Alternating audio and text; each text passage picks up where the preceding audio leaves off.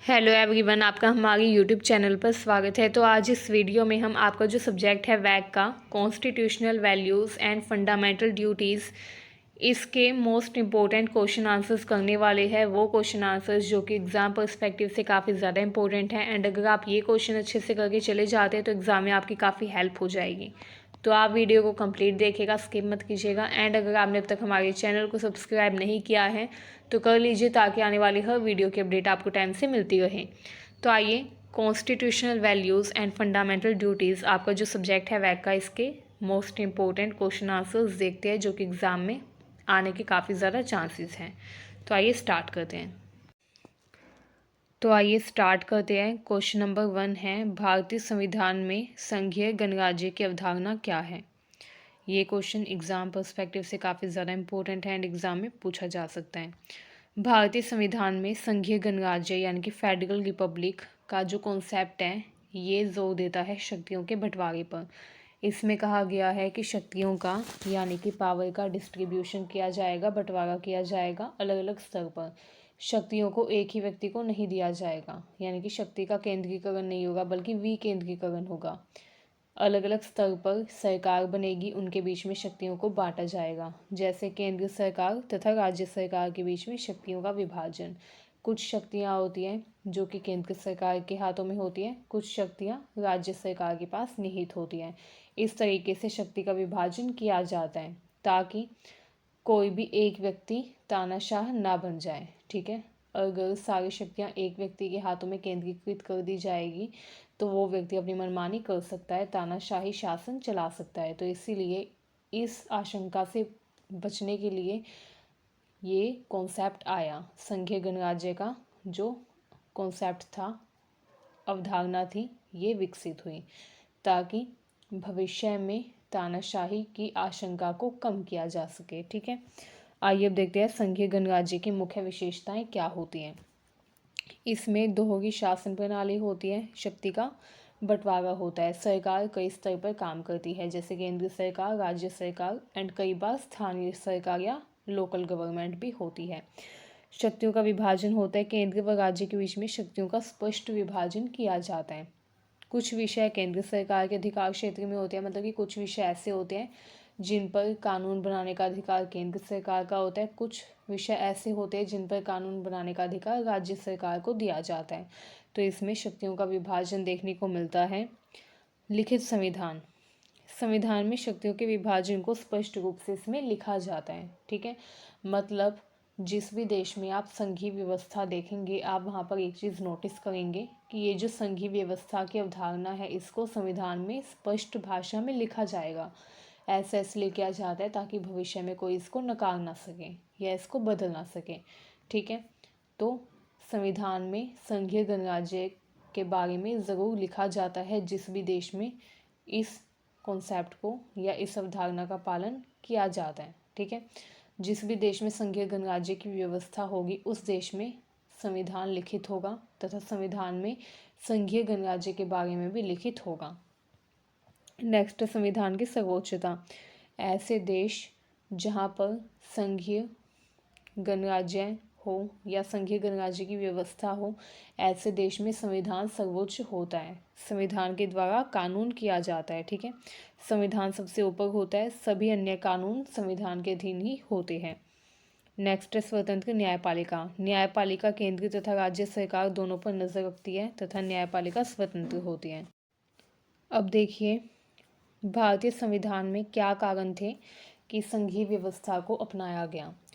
तो क्योंकि भारत विभिन्नता या विविधताओं का देश है, भारत में बहुत ज़्यादा डाइवर्सिटी है, विविधता है, जिसमें अलग अलग भाषाएं, अलग अलग संस्कृति तथा धर्म के लोग एक साथ रहते हैं। तो इतनी ज़्यादा विविधता होने के कारण ये ज़रूरी था कि संघीय ढांचा अपनाया जाए जिसमें सरकार जो है वो अलग अलग स्तर पर काम करें, केंद्र स्तर पर तथा राज्य स्तर पर।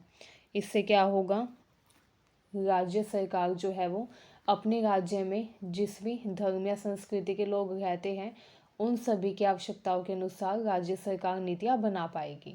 ठीक है, क्योंकि अब भारत इतना बड़ा देश है एंड भारत में इतनी ज़्यादा विविधता है, विभिन्नता है, डाइवर्सिटी बहुत ज़्यादा है, तो ये पॉसिबल नहीं है कि केंद्रीय सरकार जो है वो क्या करे, सारे राज्यों पर एक साथ कानून लागू करें। एक जैसा कानून सारे राज्यों में लागू नहीं किया जा सकता, ठीक है, क्योंकि हर राज्य में अलग धर्म, अलग संस्कृति, अलग भाषा के लोग रहते हैं। तो अगर सारी शक्तियाँ केंद्रीय सरकार के पास होगी तो केंद्रीय सरकार जो भी कानून बनाएगी वो कॉमन सी बात है सारे राज्यों में लागू होगा। एंड अगर सेम कानून सारे राज्यों में लागू होगा तो इससे क्या होगा, कन्फ्लिक्ट होंगे, ठीक है, संघर्ष की स्थिति उत्पन्न होगी। तो इसीलिए क्योंकि भारत विभिन्नताओं का देश है तो इसलिए राज्य सरकार को ये ताकत दी गई है, ये शक्ति दी गई है कि राज्य सरकार अपने राज्य के बारे में कानून बनाए, ठीक है, ये देखकर कि उस राज्य में कैसी भाषा, कौन सी संस्कृति तथा धर्म के लोग रहते हैं। नेक्स्ट देखिए, बड़ा क्षेत्रफल, जैसे कि मैंने अभी आपको बताया भारत बड़ा देश है, क्षेत्रफल भारत का ज़्यादा है, ये पॉसिबल नहीं है कि केंद्रीय सरकार पूरे भारत पर एक साथ शासन कर पाए तथा एक साथ नज़र रख पाए। नेक्स्ट है ऐतिहासिक कारण। भारत में ब्रिटिश शासन के दौरान अलग अलग राज्यों को स्वायत्तता दी गई थी, ऑटोनॉमी दी गई थी, ठीक है। ब्रिटिशर्स का जब भारत में शासन था तो उन्होंने क्या दिया था, अलग अलग राज्यों को शक्ति दी थी, जैसे प्रिंसली स्टेट्स होते थे जिनके पास अपनी अलग शक्ति होती थी, ठीक है। तो क्योंकि इतिहास में भी ये देखा गया था कि राज्य सरकार के पास या राज्य में जो रियासतें थी उनके राजाओं के पास शक्तियाँ थी, तो ये देखते हुए ये डिसाइड किया गया, ये निर्णय लिया गया कि भविष्य में भी शक्तियों का बंटवारा किया जाएगा केंद्रीय तथा राज्य के बीच में। एंड इसी को ध्यान में रखते हुए संविधान निर्माताओं ने संघीय ढांचा तैयार किया, इसी को अपनाया। आइए अब देखते हैं भारतीय संघीय व्यवस्था की विशेषताएं। फर्स्ट है एकात्मक तत्व। भारत में क्या है, वैसे तो शक्तियों का बंटवारा है लेकिन अगर देखा जाए तो ज़्यादा शक्तियाँ केंद्रीय सरकार को दी गई हैं। केंद्र सरकार के पास ज़्यादा विषयों पर अधिकार होता है, जैसे रक्षा, विदेश नीति, मुद्रा। केंद्र सरकार के अधिकार में वो विषय आते हैं जो कि पूरे देश के लिए मुख्य महत्वपूर्ण होते हैं, ठीक है, जैसे रक्षा, विदेश नीति, मुद्रा, बैंकिंग भी इसमें इंक्लूड हो सकता है, ठीक है। तो वो टॉपिक्स या वो विषय जो कि पूरे देश में महत्वपूर्ण होते हैं, ऐसे विषयों को केंद्र सरकार के अधिकार क्षेत्र में रखा गया है तथा ऐसे विषयों पर फैसला लेने का या कानून बनाने का अधिकार सिर्फ केंद्र सरकार को होता है, ठीक है। नेक्स्ट है समवर्ती सूची। समवर्ती सूची है जिसमें कुछ विषयों पर केंद्र तथा राज्य दोनों सरकारी कानून बना सकती है। ऐसे विषय जिन पर केंद्र तथा राज्य दोनों सरकारी कानून बना पाए उनको समवर्ती सूची में शामिल किया गया है। नेक्स्ट आता है अवशिष्ट शक्तियाँ। वो विषय जो कि ना तो संघ सूची में है, ना केंद्र सूची में है, ना राज्य सूची में है, ना समवर्ती सूची में है, ऐसे विषयों पर कानून बनाने का अधिकार केंद्र सरकार को दिया गया है। क्योंकि केंद्र सरकार को ज़्यादा शक्तियाँ दी गई है राज्य सरकार से, क्योंकि ये कॉन्सेप्ट उस टाइम पर देखा गया या ये संविधान निर्माताओं ने फील किया कि अगर हम राज्य सरकार को केंद्र सरकार से ज़्यादा शक्तियाँ दे देंगे तो हो सकता है कि भविष्य में राज्य सरकार जो है वो केंद्र से अलग हो जाए तथा अपना एक अलग देश बना ले। तो इस संभावना को देखते हुए, इस आशंका के डर से ये निर्णय लिया गया कि केंद्र सरकार को ज़्यादा शक्तियाँ दी जाएगी तथा जो महत्वपूर्ण विषय हैं जैसे मुद्रा, रक्षा, विदेश नीति, इन पर सर्वोच्च अधिकार केंद्र सरकार का होगा, राज्य सरकार इन पर कानून नहीं बना पाएगी। तो ये डिसाइड किया गया ताकि भविष्य में कोई भी राज्य केंद्र से अलग होकर अपना अलग देश ना बना ले, ठीक है। आइए अब निष्कर्ष देखते हैं। भारतीय संविधान ने संघीय ढांचे को अपनाकर भारत ने एक ऐसी शासन प्रणाली स्थापित की है जो देश की विविधता, विशालता को स्वीकार करती है। यह शासन प्रणाली केंद्र तथा राज्यों के बीच में शक्तियों का संतुलन बनाए रखती है। शक्तियों का संतुलन बनाए रखने में इस प्रणाली ने बहुत ही मुख्य भूमिका निभाई है तथा इसने देश के विकास में भी योगदान दिया है, ठीक है। क्वेश्चन नंबर 2 है, भारत में विधि का शासन समझाइए। What is rule of law in India. तो विधि का मतलब होता है कानून, शासन का मतलब होता है शासन करना या राज करना। तो विधि का शासन का मतलब होता है कानून के द्वारा राज करना। अब भारत में जो विधि का शासन है ये एक ऐसा सिद्धांत है जिसमें कानून सभी पर समान रूप से लागू होता है, चाहे कोई आम नागरिक हो, चाहे कोई विशेष नागरिक हो, या सरकार हो या सरकारी अधिकारी हो, सभी पर कानून समान रूप से लागू होता है। ठीक है। भारत में विधि का शासन संविधान का एक मूलभूत सिद्धांत है जो कि बोलता है कि कानून से ऊपर कोई भी हमारे देश में नहीं होगा, चाहे सरकार हो चाहे कोई अधिकारी हो, कोई भी व्यक्ति कानून से ऊपर, संविधान से ऊपर नहीं होगा। सबसे ज़्यादा सर्वोच्च स्थान कानून को या संविधान को दिया गया है। एंड ये कहा गया है कि हमारे देश में जो शासन होगा वो संविधान के द्वारा या कानून के द्वारा ही होगा। ठीक है। आइए अब देखते हैं विधि के शासन की मुख्य विशेषताएं क्या है। पहला है कानून का सर्वोच्चता। भारत में कोई भी व्यक्ति कानून से ऊपर नहीं है, सभी को कानून का समान रूप से पालन करना होता है। कानून के सामने सभी लोग समान हैं। ठीक है। सभी को समान अधिकार दिए गए हैं, सभी के साथ समानता का व्यवहार किया जाता है। मान लीजिए कोई साधारण व्यक्ति है तथा कोई विशेष व्यक्ति है या सरकारी अधिकारी है। कोई अपराध है जो कि सामान्य व्यक्ति ने भी किया है एंड उस सरकारी अधिकारी ने भी किया है। अगर सेम अपराध दोनों ने किया है तो दोनों को समान रूप से ही सज़ा दी जाएगी। ठीक है। समान अपराध के लिए समान दंड दिया जाएगा, चाहे सामने वाला व्यक्ति कोई भी हो। ठीक है। कानून जो है वो ये नहीं देखेगा कि सामने वाला व्यक्ति कौन है, किस पद पर है। अगर किसी ने अपराध किया है तो उसको दंडित किया जाएगा। तो इस तरीके से कानून के सामने सभी लोग समान हैं। ठीक है। विधि का शासन, सभी राज्य के अंगों को कानून के अनुसार कार्य करना होता है। जितने भी राज्य हैं वो सभी कानून के द्वारा ही संचालित होते हैं। स्वतंत्र न्यायपालिका होगी। न्यायपालिका का काम है कानून की व्याख्या करना। न्यायपालिका सुनिश्चित करती है कि सभी कानून का पालन करें। अब देखिए भारत में विधि के शासन का महत्व क्या है। तो भारत में विधि के शासन का काफ़ी ज़्यादा महत्व माना जाता है। विधि का शासन यानी कि रूल ऑफ लॉ जो है ये लोकतंत्र को मजबूत बनाता है, भारत के लोकतंत्र को और भी ज़्यादा विकसित करने में मुख्य भूमिका निभाता है। ये सुनिश्चित करता है कि सरकार जनता की इच्छा के अनुसार कार्य करे, सरकार अपनी मनमानी ना करे। दूसरा है सामाजिक न्याय। विधि का जो शासन है ये सामाजिक न्याय को सुनिश्चित करता है। यह सभी नागरिकों को समान अवसर प्रदान करता है। नेक्स्ट है विकास को बढ़ावा देता है। विधि का जो शासन है ये निवेश को आकर्षित करता है तथा देश के विकास को बढ़ावा देता है। नेक्स्ट है राजनीतिक स्थिरता। यह राजनीतिक स्थिरता को बनाए रखने में भी मदद करता है। आइए अब जानते हैं भारत में विधि के शासन से संबंधित चुनौतियां क्या क्या हैं। तो भारत में विधि का शासन का जो कॉन्सेप्ट था वो तो अपना लिया था, लेकिन इसमें कुछ चुनौतियां देखी गई। पहली है भ्रष्टाचार। भ्रष्टाचार विधि के शासन के लिए एक बहुत बड़ी चुनौती बन गई है। नेक्स्ट है कानूनी प्रक्रिया में देरी। न्यायिक प्रक्रिया में काफ़ी बार देरी देखने को मिलती है। देरी की वजह से, डिले की वजह से लोगों का न्याय में विश्वास कम हो जाता है। नेक्स्ट है कानूनों की जटिलता। कई बार कानून इतने जटिल होते हैं कि आम लोग उनको समझ ही नहीं पाते। आम लोगों को पता ही नहीं होता कि हमारे देश का कानून क्या है, क्योंकि कानून की जटिलता की वजह से वो समझ ही नहीं पाते कानून के बारे में। ठीक है। तो ये कुछ चुनौतियां हैं विधि के शासन से संबंधित।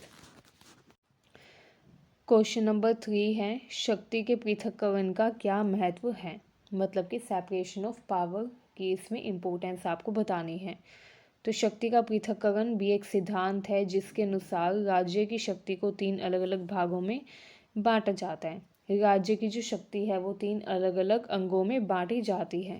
पहली है विधायिका जो कि कानून बनाने वाली शाखा होती है। दूसरी है कार्यपालिका जो कि कानून को लागू करती है। तीसरी है न्यायपालिका जो कि कानून की व्याख्या करती है, कानून की रक्षा करती है, संविधान की रक्षा करती है तथा न्याय देने का काम करती है। आइए अब जानते हैं शक्ति के पृथक्करण का महत्व क्या है। तो पहला है सत्ता का विकेंद्रीकरण। जब हम शक्ति का पृथक्करण करते हैं तो सत्ता का विकेंद्रीकरण हो जाता है। सत्ता एक ही व्यक्ति के हाथ में केंद्रित नहीं रह पाती। ठीक है। सत्ता जो है वो एक व्यक्ति के हाथ में केंद्रित नहीं हो पाती, जिसकी वजह से तानाशाही शासन की आशंका कम हो जाती है। ठीक है। तानाशाही तथा दमन से बचा जा सकता है, सत्ता का विकेंद्रीकरण हो जाता है। दूसरा है लोकतंत्र को मजबूत बनाता है। शक्ति का पृथक्करण करने से क्या होता है, लोगों का जो विश्वास है वो और भी ज़्यादा प्रबल होता है लोकतंत्र में, लोकतंत्र मजबूत बनता है। जनता के प्रतिनिधि कानून बनाते हैं, कार्यपालिका कानून को लागू करती है तथा न्यायपालिका कानून की व्याख्या करती है। इससे सारा कुछ अच्छे से मैनेजमेंट हो जाता है, ठीक है। क्योंकि जब अलग अलग अंग अलग अलग कार्य करेंगे तो इससे अच्छे से संचालन हो पाएगा पूरे राज्य का। तो इससे क्या होता है, लोकतंत्र भी मजबूत होता है, ठीक है। अब एक ही अथॉरिटी, एक ही अंग को सारे कार्य करने पड़े तो इससे क्या होगा, बर्डन हो जाएगा, काम का बोझ बढ़ जाएगा एंड वो कोई भी काम अच्छे से नहीं कर पाएगा, ठीक है। एंड एक अलग अलग अंगों के बीच में कार्य का विभाजन किया जाए, तो जब कार्य का विभाजन किया जाएगा तो क्या होगा, सभी जो अंग हैं, चाहे वो विधायिका हो, चाहे वो कार्यपालिका हो या न्यायपालिका हो, वो अच्छे से कार्य कर पाएंगे, जिससे लोकतंत्र भी मजबूत होगा, ठीक है। नेक्स्ट है न्यायिक स्वतंत्रता। न्यायपालिका को स्वतंत्र रखकर यह सुनिश्चित किया जाता है कि न्याय निष्पक्ष हो, तो इसमें न्यायिक स्वतंत्रता देखने को मिलती है। न्यायपालिका को स्वतंत्रता यानी कि फ्रीडम दी जाती है, न्यायपालिका के पास पूरी स्वतंत्रता होती है न्याय करने की। नेक्स्ट है कार्यकुशलता। प्रत्येक अंग अपने काम पर केंद्रित रहता है जिससे कार्यकुशलता बढ़ती है, मैनेजमेंट अच्छा होता है, शक्ति का संतुलन होता है, क्योंकि एक अंग दूसरे अंग पर अत्यधिक शक्ति नहीं जमा सकता, इसलिए क्या होता है, शक्ति का संतुलन देखने को मिलता है, तीनों अंग अपना अपना कार्य अच्छे से करते हैं। नेक्स्ट है नागरिकों के अधिकारों की रक्षा। क्योंकि तीनों अंगों के बीच में शक्तियों का विभाजन होता है, पृथक्करण होता है, तो ये तीनों क्या करते हैं, नागरिकों के अधिकारों की रक्षा करते हैं। कोई भी अंग अत्यधिक शक्तिशाली नहीं बन पाता एंड जब तीनों अंग आपस में नागरिकों की रक्षा के लिए, नागरिकों के अधिकारों की रक्षा के लिए कार्य करेंगी तो इससे क्या होगा, कोई भी अंग मनमानी नहीं कर पाएगा या तानाशाही नहीं कर पाएगा, जिससे क्या होगा, अल्टीमेटली लोगों का ही बेनिफिट होगा, नागरिकों के अधिकारों की रक्षा होगी तथा तानाशाही की आशंका को कम किया जा सकेगा। तो ये महत्व है शक्ति के पृथक्करण के सिद्धांत का।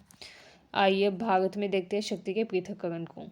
भारतीय संविधान में शक्ति के पृथक्करण का सिद्धांत लागू किया गया है, लेकिन यह पूरी तरीके से कठोर नहीं है। भारत में संसदीय शासन व्यवस्था है जिसमें कार्यपालिका विधायिका के प्रति उत्तरदायी होती है, ठीक है। कार्यपालिका जो है वो विधायिका के अंतर्गत उत्तरदायी होती है, कार्यपालिका जो भी कार्य करती है उसको विधायिका को अपना ब्यौरा देना पड़ता है, ठीक है। आइए अब देखते हैं शक्ति के पृथक्करण की चुनौतियाँ। पहला है पूर्ण पृथक्करण असंभव। पूरी तरीके से अलग अलग शक्तियों वाले तीनों अंगों का होना काफ़ी ज़्यादा मुश्किल होता है, तो ये काफ़ी ज़्यादा मुश्किल है कि पूरी तरीके से तीनों अंगों को अलग अलग कार्य दिया जाए, ठीक है, क्योंकि हर कार्य एक दूसरे से संबंधित होता है। शक्तियों का अंतःक्रिया। विभिन्न अंगों के बीच में कुछ हद तक अंतःक्रिया होती है, मतलब कि ऐसा नहीं हो सकता कि तीनों अंगों को बिल्कुल एक दूसरे से अलग किया जाए, कोई ना कोई कनेक्शन तीनों का आपस में होता है, ठीक है। जैसे विधायिका कानून बनाती है तो वो जो कानून बनाती है उसमें कहीं ना कहीं कार्यपालिका भी भाग लेती है, क्योंकि विधायिका में यानी कि संसद में जो लोग होते हैं जो कि कानून को पास करते हैं वो वही लोग होते हैं जो कि कार्यपालिका में भी होते हैं, ठीक है। तो इस तरीके से कुछ ना कुछ कनेक्शन देखा जाता है विधायिका का कार्यपालिका का, ठीक है। विभिन्न अंगों के बीच में कोई भी अंतःक्रिया ना हो ये बिल्कुल असंभव होता है, ठीक है। नेक्स्ट है राजनीतिक दलों का प्रभाव। राजनीतिक दल शक्ति के पृथक्करण को प्रभावित कर सकते हैं। शक्ति का पृथक्करण एक महत्वपूर्ण सिद्धांत है जो कि लोकतंत्र को मजबूत बनाने तथा नागरिकों के अधिकारों की रक्षा करने में मदद करता है। नेक्स्ट क्वेश्चन है संप्रभुता की परिभाषा दीजिए तथा इसको भारतीय संदर्भ में समझाइए। संप्रभुता की अगर हम बात करें, जिसको इंग्लिश में सॉवरेनिटी कहा जाता है, ये एक राजनीतिक अवधारणा होती है, एक सिद्धांत है जो कि राज्य की शक्ति को बढ़ाने पर जोर देता है। इसमें ये कहा जाता है कि राज्य या राष्ट्र जो होगा उसकी सरकार के पास ये अधिकार होगा कि वो बिना किसी आंतरिक या बाहरी हस्तक्षेप के अपने निर्णय ले सके, ठीक है।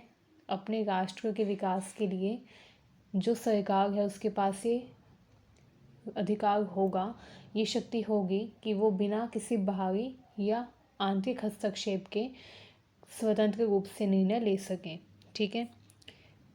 ये जो अवधारणा है संप्रभुता की, ये किसी राज्य की सर्वोच्च शक्ति या अधिकार होता है। इसका मतलब होता है कि एक संप्रभु राज्य जो है वो अपने आंतरिक मामलों को तथा बाहरी मामलों को संभालने के लिए या उन पर निर्णय लेने के लिए स्वतंत्र होता है। किसी भी राष्ट्र पर, किसी भी सरकार पर ये हस्तक्षेप नहीं किया जा सकता या ये नियंत्रण नहीं किया जा सकता कि वो कोई स्पेसिफिक विशेष निर्णय ले या ना ले। ठीक है। मतलब एक संप्रभु राज्य जो है वो पूरी तरीके से स्वतंत्र होता है, शक्तिशाली होता है, बिना किसी हस्तक्षेप के अपने निर्णय लेने में। ठीक है। यह एक राज्य की स्वतंत्रता तथा स्वायत्तता का भी प्रतीक है। राज्य की संप्रभुता जो है वो राज्य की स्वतंत्रता को सुनिश्चित करती है। अगर राज्य संप्रभु है, इसका मतलब ये है कि वो स्वतंत्र होगा। वो स्वतंत्र होगा अपने आंतरिक निर्णय लेने में, वो स्वतंत्र होगा अपने बाहरी निर्णय लेने में। ठीक है। तथा अपने राष्ट्र को आगे बढ़ाने में जो भी निर्णय वो लेना चाहेगा उस पर किसी भी तरीके की रोक टोक या नियंत्रण नहीं लगाया जाएगा। ठीक है। अगर हम बात करें भारतीय संदर्भ में संप्रभुता की, तो क्योंकि भारत एक लोकतांत्रिक गणराज्य है एंड ये संप्रभु भी है, तो हम बोल सकते हैं कि भारत एक संप्रभु लोकतांत्रिक गणराज्य है। क्योंकि भारत स्वतंत्र है। ठीक है। भारत किसी अन्य देश पर निर्भर नहीं है। आंतरिक मामलों पर भारत खुद अपने निर्णय ले सकता है। भारत आंतरिक निर्णय जो भी लेगा, आंतरिक मामलों पर जो भी निर्णय लेगा, उस पर कोई भी बाहरी हस्तक्षेप या आंतरिक हस्तक्षेप नहीं किया जाएगा। ठीक है। लोकतंत्र यानी कि भारत में लोकतंत्र है। शासन किसके द्वारा चलाया जाता है? जनता द्वारा चुने हुए प्रतिनिधियों के द्वारा शासन चलाया जाता है। तो इसलिए भारत में लोकतंत्र है, जो कि इसकी संप्रभुता को और भी ज़्यादा मजबूत बनाता है। ठीक है। नेक्स्ट है गणराज्य। भारत में राष्ट्रपति राज्य का प्रमुख होता है, ना कि कोई राजा रानी। एंड जो राष्ट्रपति है वो किसके लिए कार्य करता है? अपने समाज या अपने देश में रह गए लोगों के कल्याण के लिए कार्य करता है। ठीक है। भारतीय संविधान में अगर हम संप्रभुता की बात करें तो भारतीय संविधान की प्रस्तावना में स्पष्ट रूप से कहा गया है कि भारत एक संप्रभु समाजवादी धर्मनिरपेक्ष लोकतांत्रिक गणराज्य है। संप्रभुता शब्द का उपयोग यह दर्शाने के लिए किया गया है कि भारत एक स्वतंत्र राष्ट्र है जो कि अपने मामलों को खुद संभालता है, जो कि अपने आंतरिक तथा बाहरी मामलों पर निर्णय लेने में समर्थ है तथा किसी भी हस्तक्षेप से मुक्त है। भारतीय संप्रभुता के अगर हम आयाम देखें तो दो तरीके की संप्रभुता देखी जाती है। पहली है आंतरिक संप्रभुता। आंतरिक संप्रभुता यानी कि इंटरनल सोवरेनिटी, इसका मतलब होता है भारत के भीतर संविधान सर्वोच्च होता है तथा सभी नागरिकों व संस्थानों को इसका पालन करना होता है। आंतरिक संप्रभुता का जो कॉन्सेप्ट है ये संविधान की सर्वोच्चता को, संविधान यानी कि कॉन्स्टिट्यूशन की सुप्रीमेसी को शो करता है, सिग्निफाई करता है। ठीक है। सेकंड है बाह्य संप्रभुता। बाह्य संप्रभुता यानी कि एक्सटर्नल सोवरेनिटी, इसका मतलब ये है कि अंतर्राष्ट्रीय स्तर पर भी भारत जो है वो स्वतंत्र है तथा किसी भी हस्तक्षेप से मुक्त है।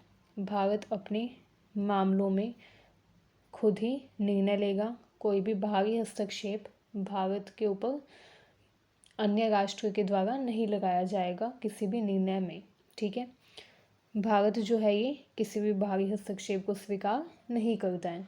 तो ये दर्शाता है कि भारत में बाह्य संप्रभुता भी है। ठीक है।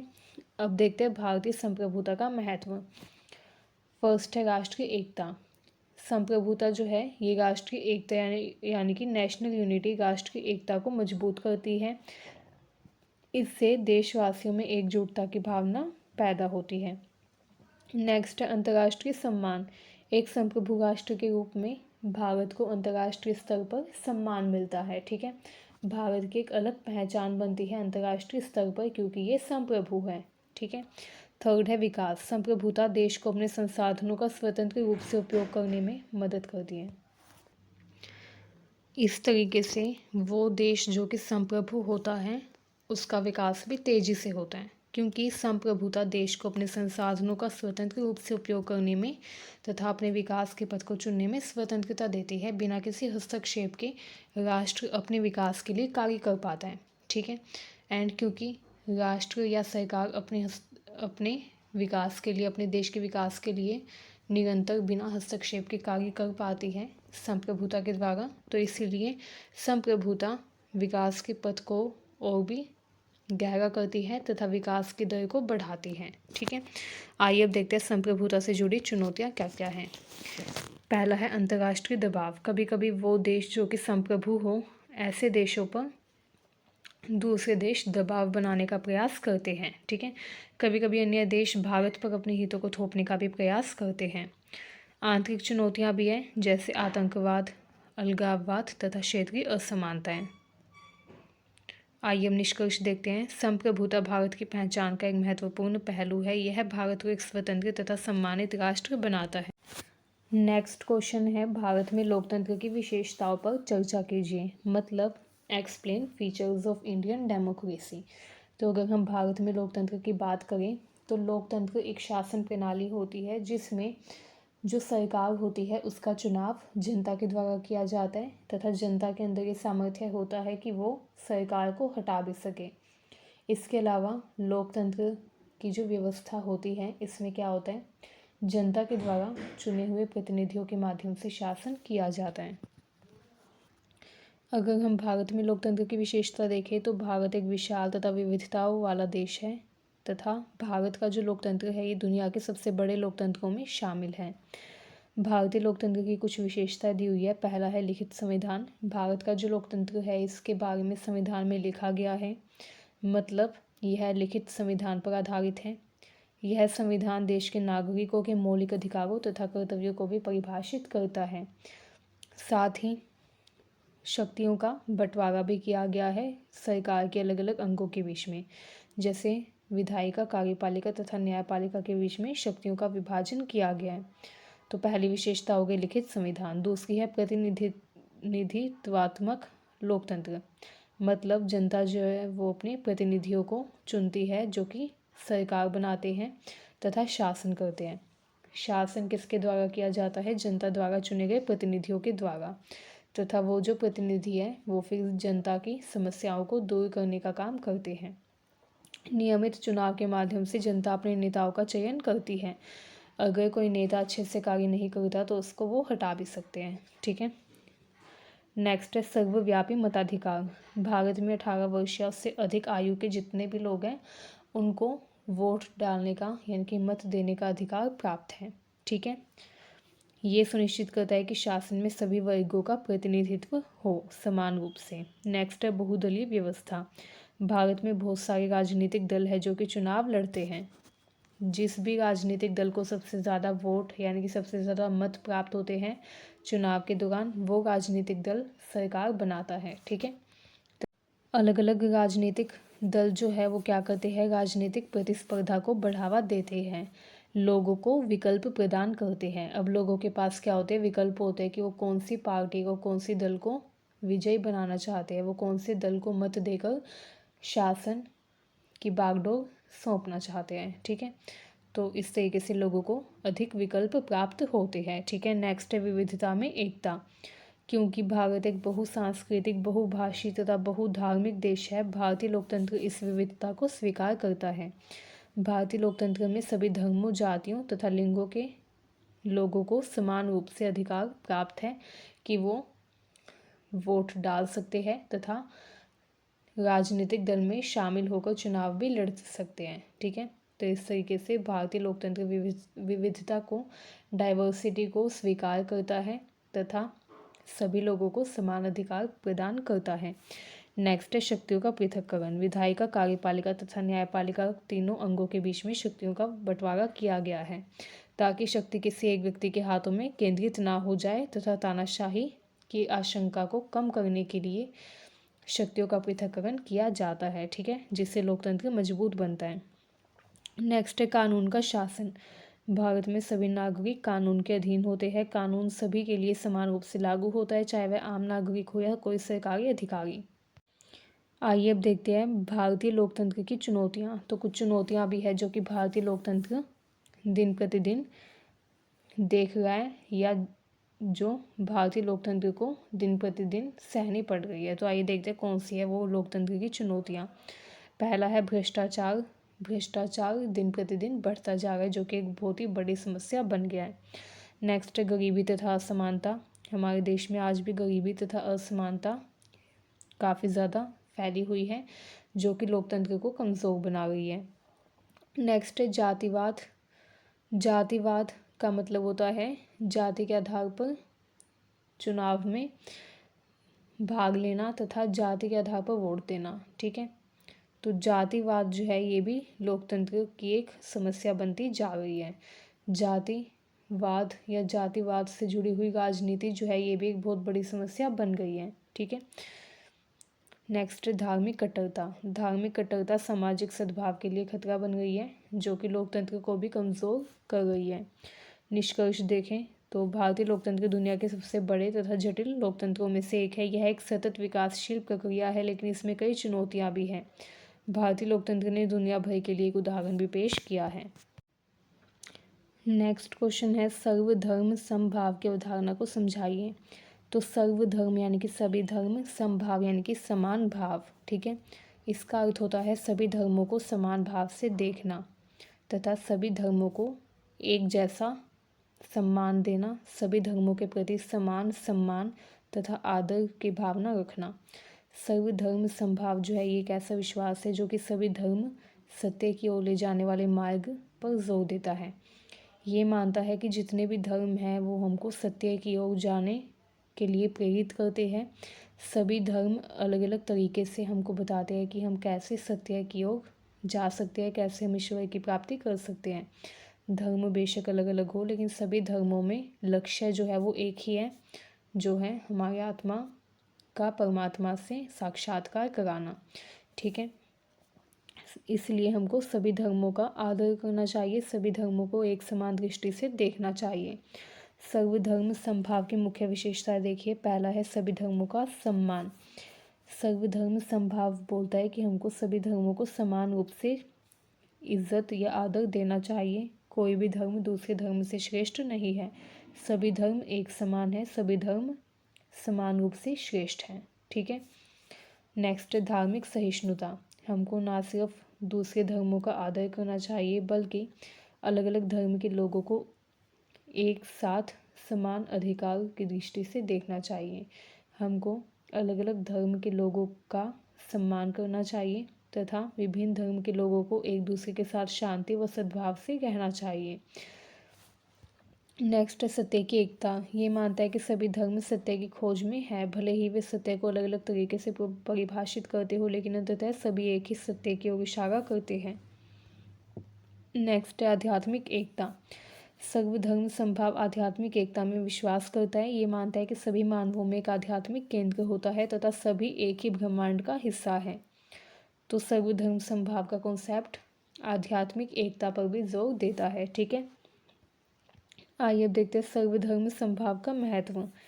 पहला है सामाजिक सद्भाव। यह सामाजिक सद्भाव को बढ़ावा देता है तथा विभिन्न धर्मों के लोगों के बीच में एकता को मजबूत करता है। नेक्स्ट है राष्ट्रीय एकता। भारत जैसे बहुधार्मिक यानी कि बहुत सारे धर्मों वाले देश में सर्वधर्म समभाव राष्ट्रीय एकता को बढ़ाने का काम करता है। सर्वधर्म समभाव की ये जो अवधारणा है ये लोगों को प्रेरित करती है कि वो दूसरे धर्म के लोगों के साथ भी मिलजुल कर सद्भावना के साथ रहे। ठीक है, इस तरीके से ये राष्ट्रीय एकता को स्थापित करने का कार्य करती है। नेक्स्ट है वैश्विक शांति। यह विश्व शांति को बढ़ावा देने में मदद करता है क्योंकि यह धार्मिक आधार पर होने वाले संघर्षों को कम करता है जिसकी वजह से वैश्विक शांति स्थापित होती है, विश्व में शांति बनी रहती है। क्योंकि बहुत सारे जो संघर्ष होते हैं या बहुत सारे जो तनाव की स्थितियाँ उत्पन्न होती है वो ज़्यादातर धार्मिक आधार पर होती हैं। जब लोग अपने धर्म को श्रेष्ठ मानते हैं, दूसरे धर्म को श्रेष्ठ नहीं मानते, तो ऐसे में जब धार्मिक सहिष्णुता ना हो, लोग सिर्फ अपने धर्म के बारे में सोचे, लोग सिर्फ अपने धर्म के बारे में श्रेष्ठ विचार रखें, ऐसी स्थिति में कई बार तनाव या संघर्ष हो सकता है। लेकिन जब सर्वधर्म समभाव का कॉन्सेप्ट लोगों के मन में होगा, या सर्वधर्म समभाव की जो अवधारणा है, जब लोग इस पर अडिग रहेंगे या इस पर ध्यान देंगे तो क्या होगा, शांति स्थापित होगी, क्योंकि लोगों को ये बुद्धि आएगी कि लोग संघर्ष ना करें धर्म के आधार पर। ठीक है। एंड जो लोग हैं उनको फिर ये महसूस होगा कि सभी धर्म जो है वो एक समान है, तो लोग जो है वो दूसरे लोगों के धर्म को भी समान दृष्टि से देखेंगे। ठीक है, जिससे धार्मिक सहिष्णुता स्थापित होगी तथा वैश्विक शांति विकसित होगी। नेक्स्ट, व्यक्तिगत विकास। यह व्यक्तिगत विकास को बढ़ावा देता है, क्योंकि ये लोगों को अलग अलग धर्मों के बारे में सीखने तथा अपनी आध्यात्मिक समझ को बढ़ाने की अनुमति देता है, जिससे व्यक्तिगत विकास होता है। ठीक है। निष्कर्ष देखिए, सर्वधर्म समभाव एक ऐसी अवधारणा है जो कि मानवता को एकजुट करने तथा एक शांतिपूर्ण दुनिया बनाने में महत्वपूर्ण भूमिका निभा सकती है। यह हमें विभिन्न धर्मों के लोगों के साथ सम्मान तथा सद्भाव के साथ रहना सिखाता है। ठीक है। नेक्स्ट क्वेश्चन है, भारतीय संविधान में निहित संवैधानिक मूल्य क्या हैं? तो भारतीय संविधान में अलग अलग संवैधानिक मूल्य दिए गए हैं, कॉन्स्टिट्यूशनल वैल्यूज़ दी गई हैं। आइए जानते हैं। भारतीय संविधान सिर्फ कानूनों का संग्रह नहीं है, बल्कि ये हमारे देश के मूल्यों तथा आदर्शों का भी प्रतिनिधित्व करता है। इसमें अलग अलग मूल्य निहित है, जैसे लोकतंत्र, समाजवाद, धर्मनिरपेक्ष, संप्रभुता। ठीक है।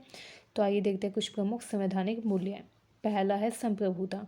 संप्रभुता का अर्थ है कि भारत एक स्वतंत्र राष्ट्र होगा जो कि बिना बाहरी या आंतरिक हस्तक्षेप के अपने निर्णय स्वयं लेगा। ठीक है, जो अपने आंतरिक तथा बाहरी मामलों को बिना किसी हस्तक्षेप के संभालेगा। इसका अर्थ है कि किसी भी अन्य देश के द्वारा भारत पर कोई भी रोक टोक या नियंत्रण नहीं लगाया जाएगा तथा भारत जो है ये किसी अन्य देश पर निर्भर नहीं होगा। ठीक है। नेक्स्ट है समाजवाद। संविधान सामाजिक न्याय तथा समानता को बढ़ावा देता है। इसका उद्देश्य है समाज के सभी वर्गों का कल्याण करना। गांधी जी के विचारों से प्रभावित होकर संविधान ने सामाजिक न्याय को प्रमुख मूल्य बनाया है, जिसमें कहा गया है कि किसी भी व्यक्ति के साथ भेदभाव ना किया जाए, सभी को एक समान दृष्टि से देखा जाए, सभी के साथ समानता का व्यवहार किया जाए। ठीक है, तथा अगर किसी व्यक्ति के साथ अन्याय होता है तो उसको न्याय दिया जाए। नेक्स्ट, धर्मनिरपेक्षता। भारत में सभी धर्मों को समान अधिकार प्राप्त है। राज्य किसी भी धर्म को बढ़ावा नहीं देता, ना ही किसी धर्म का विरोध करता है। राज्य का कोई भी राजधर्म नहीं होगा। ठीक है, मतलब कि राष्ट्र के धर्म नहीं होगा। राज्य जो है वो सभी धर्मों का सम्मान करेगा, सभी धर्मों को एक समान दृष्टि से देखेगा। ठीक है, किसी भी धर्म को प्रमोट नहीं किया जाएगा, किसी भी धर्म को बढ़ावा नहीं दिया जाएगा। ठीक है, तो ये धर्मनिरपेक्षता में कहा गया है। इस मूल्य को इसलिए शामिल किया गया था क्योंकि भारत जो है ये धार्मिक विविधताओं वाला देश है, इसी वजह से इस मूल्य को शामिल किया गया। नेक्स्ट है लोकतंत्र। शासन की सर्वोच्च शक्ति जनता के हाथों में होगी। नियमित चुनाव के माध्यम से जनता अपने प्रतिनिधियों का चुनाव करेंगे तथा वो जो प्रतिनिधि चुनकर आएंगे वो फिर सरकार का निर्माण करेंगे तथा लोगों के लिए कल्याण का कार्य करेंगे, लोगों की समस्याओं को दूर करेंगे तथा लोगों की आवश्यकताओं को पूरा करेंगे। ठीक है। नेक्स्ट है गणराज्य। भारत में राष्ट्रपति राज्य का प्रमुख होगा, ना कि कोई राजा या रानी। यह शक्ति का विकेंद्रीकरण सुनिश्चित करता है, यानी कि शक्तियों का बंटवारा इस चीज़ पर जोर देता है कि शक्ति जो है इसको बांटा जाएगा, एक व्यक्ति को सारी शक्तियाँ नहीं दी जाएगी। ठीक है। नेक्स्ट है न्याय। संविधान सभी नागरिकों को समानता तथा न्याय का अधिकार प्रदान करता है। न्यायपालिका स्वतंत्र है तथा कानून के शासन को सुनिश्चित करती है। भारत का सर्वोच्च न्यायालय जो है ये क्या करेगा, संविधान की व्याख्या करेगा तथा संविधान की रक्षा करने का कार्य करेगा। अगर सरकार कोई भी ऐसा कानून बनाती है जो कि संविधान के विपरीत हो, जो कि संविधान में दी गई बातों के विपरीत हो, तो न्यायपालिका जो है या सर्वोच्च न्यायालय जो है वो उस कानून को रद्द कर देगा। ठीक है, तो ये कार्य किया जाता है सर्वोच्च न्यायालय के द्वारा। इस वजह से न्याय को भी बढ़ावा देने का कार्य किया जाता है। ठीक है। नेक्स्ट है स्वतंत्रता। संविधान नागरिकों को कई मौलिक अधिकार प्रदान करता है, जैसे कि अभिव्यक्ति की स्वतंत्रता, धर्म की स्वतंत्रता। यह अभिव्यक्ति की स्वतंत्रता का एक उदाहरण है। नेक्स्ट है बंधुत्व। संविधान सभी नागरिकों को भाईचारे तथा एकता के साथ रहने के लिए प्रेरित करता है। यह जाति, धर्म, लिंग या अन्य किसी आधार पर भेदभाव को खत्म करने का प्रयास करता है। तो ये कुछ प्रमुख संवैधानिक मूल्य है जो कि भारतीय संविधान में निहित है। ये मूल्य भारत को एक मजबूत तथा समृद्ध राष्ट्र बनाने में मुख्य भूमिका निभाते हैं। नेक्स्ट क्वेश्चन है, भारतीय संविधान में राजनीतिक न्याय को समझाइए। तो भारतीय संविधान में राजनीतिक न्याय की अवधारणा भी दी गई है, जिसमें कहा गया है कि जितने भी नागरिक हैं उन सभी को समान रूप से राजनीतिक अधिकार तथा स्वतंत्रता दी जाएगी। जैसे हर व्यक्ति के पास वोट देने का अधिकार है, हर व्यक्ति के पास ये अधिकार है कि वो शासन में अपनी भागीदारी दे सकता है। हर व्यक्ति के पास चुनाव लड़ने का भी अधिकार है। ये सुनिश्चित करता है कि हर नागरिक देश के शासन में समान रूप से भाग ले सके।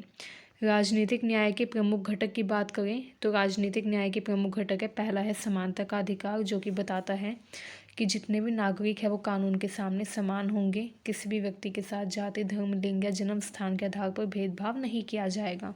नेक्स्ट है स्वतंत्रता का अधिकार। ये कहता है कि भारतीय नागरिकों को अभिव्यक्ति की स्वतंत्रता, धर्म की स्वतंत्रता, संघ बनाने की स्वतंत्रता प्राप्त होगी तथा अन्य कई स्वतंत्रताएं प्रदान की गई हैं। नेक्स्ट है मतदान का अधिकार। 18 वर्ष या उससे अधिक आयु के जितने भी लोग हैं सभी के पास मतदान का अधिकार होगा तथा हर व्यक्ति वोट डाल सकता है जो कि 18 वर्ष से अधिक आयु का है।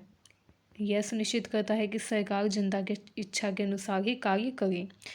लोक पदों पर प्रतिस्पर्धा का अधिकार। हर नागरिक को सरकारी नौकरी के लिए आवेदन करने का समान अधिकार है।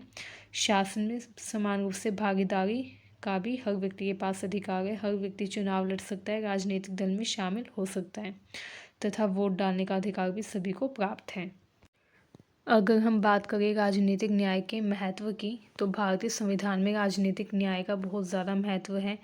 यह लोकतंत्र को मजबूत बनाता है, यह समाज में समानता लेकर आता है, सभी लोगों को समान अवसर प्रदान करता है, नागरिकों के अधिकारों की रक्षा करता है तथा राष्ट्रीय एकता को बढ़ावा देता है। आइए अब देखते हैं राजनीतिक न्याय से संबंधित चुनौतियाँ क्या क्या है। तो वही है भ्रष्टाचार, असमानता, जातिवाद तथा धार्मिक कट्टरता। ये मुख्य चुनौतियाँ हैं राजनीतिक न्याय से संबंधित। Next and last important question है, संविधान का अनुच्छेद 51A क्या है। तो संविधान का अनुच्छेद 51A भारतीय नागरिकों के मौलिक कर्तव्य की बात करता है, जिसमें भारतीय नागरिकों के जो मौलिक कर्तव्य हैं उनके बारे में लिखा गया है। भारतीय संविधान का अनुच्छेद 51A नागरिकों के मौलिक कर्तव्यों की परिभाषा देता है। ये कर्तव्य नागरिकों के कुछ नैतिक दायित्व है जो कि उन्हें देश के प्रति निभाने चाहिए। अनुच्छेद 51A को क्यों जोड़ा गया, तो देखिए 42वें संविधान संशोधन के द्वारा 1976 में अनुच्छेद 51A को संविधान में जोड़ा गया था। इसका उद्देश्य है नागरिकों में देशभक्ति, राष्ट्रीय एकता तथा जिम्मेदारी की भावना को बढ़ावा देना। मौलिक कर्तव्यों का महत्व देखें। पहला है राष्ट्रीय एकता। ये कर्तव्य देश की एकता तथा अखंडता को मजबूत करते हैं, नागरिकों को देश के निर्माण में सक्रिय रूप से भाग लेने के लिए प्रेरित करते हैं। ठीक है, संवैधानिक मूल्यों को बनाए रखने का भी ये कार्य करते हैं, जैसे लोकतंत्र, समाजवाद, धर्मनिरपेक्षता को बनाए रखने में मदद करते हैं, सामाजिक कल्याण को तथा विकास को बढ़ावा देते हैं तथा अधिकारों के साथ साथ कर्तव्यों का संतुलन बनाए रखने में मदद करते हैं। कुछ प्रमुख मौलिक कर्तव्य देखिए, संविधान का पालन करना तथा उनका सम्मान करना, देश की एकता व अखंडता की रक्षा करना, देश की सेवा करना, वैज्ञानिक दृष्टिकोण अपनाना, पर्यावरण की रक्षा करना, महिलाओं के प्रति सम्मान दिखाना, सामाजिक न्याय, समानता तथा भ्रातृत्व को बढ़ावा देना। ये कुछ प्रमुख मौलिक कर्तव्य हैं। ठीक है, निष्कर्ष देखिए, अनुच्छेद 51A भारतीय नागरिकों के लिए एक मार्गदर्शक सिद्धांत है। यह हमें देश के प्रति कर्तव्यों को याद दिलाता है तथा एक बेहतर भारत के निर्माण में योगदान देने के लिए प्रेरित करता है। तो आज के लिए बस इतना ही। आई होप ये वीडियो आपको अच्छी लगी। अगर आपको ये वीडियो यूज़फुल लगी हो तो चैनल को सब्सक्राइब करें, वीडियो को शेयर करें। Thank you very much.